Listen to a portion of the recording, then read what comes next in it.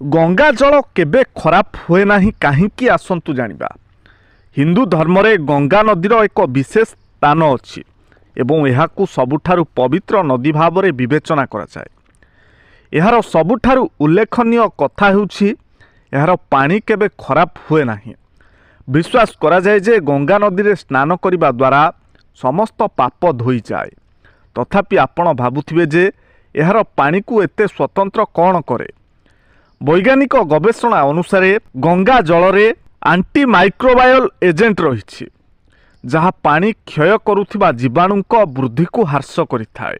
एही कारणरू गंगा जल दीर्घ समय पर्यंत स्थिर रही थाए। गंगा नदी गंगोत्री उत्पन्न होई हरिद्वार निकटरे अलकनंदा नदी रे मिसी थाए। एथिरे सल्फर विशेष लुण एवं औषधीय भली खनिज पदार्थ रही जहाँ एहाकु औषधीय गुणरे भरपूर करिथाए। सतरे सांग माने पुआ पिला होई बंचिबाटा भारी कष्ट। घरे भौणी ठारू 10 विधा खाईसारी गोटे विधा देले बापा आसी भाई को पिटी पकांती। स्कूल रे पुआ झियो झगड़ा हेले सारे आसी पुआ पिला को पिटी पकांती। सतरे पुआ पिला होई बंचिबाटा भारी कष्ट। आउ केबे भूल रे जदि को झियो सह प्रेम होई जाए सेतेबेले ज्ञान देबा पई हजारे सांग आसंती। आउ जदि कोनोसी कारणरू प्रेम संपर्क भांगी गला सेही सांग माने आश्चर्य करी कुहंती हताशिया प्रेमिकर बुकु फटा चित्कार। सतरे सेही समय रे बहुत कष्ट होई थाए। पाठ पढ़ा सरू सरू चाकरी खंडे न करी पारिले ना आगरू लागी जाए छतरा बातेरा नहले बेकार।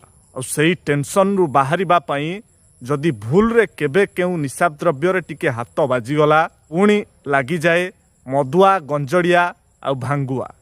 सतरे पुआ पिला होई बंचिबाटा भारी कष्ट। बाहा न होई रहीगले किछि लोक कुहंती ओथोड़ा। आ बाहा हेले जदि स्त्री को ता मन मुताबक जिनिस जोगाइबारे टिके कमी होईगला स्त्री कुहे धिक तम स्वामी पणियाकू। सतरे पुआ पिला होई बंचिबाटा भारी कष्ट। शांति रे बंचिबाकू बाहाघर परे बाघरू बिलेई हेले शुणिबाकू मिले अनेक कथा। आउ बाघरू बिलेई न हेले स्त्री दौड़ी जाए थाना को। आउ ता परदिन टीवी एवं पेपर रे बाहरे यौतुक पाई स्त्री को निर्यातना। सतरे सांग माने पुआ पिला होई बंचिबाटा बहुत कष्ट। कौन ठीक तो जदि एही भिडियोटी आपनकु भल लगी थाए ताहले निश्चय गोटिए शेयर करिवे। आउ भिडियोटी आपनकु किपरि लागिला कमेंट रे आपनक मतामत देबाकू जमारू भूलिबे नाही।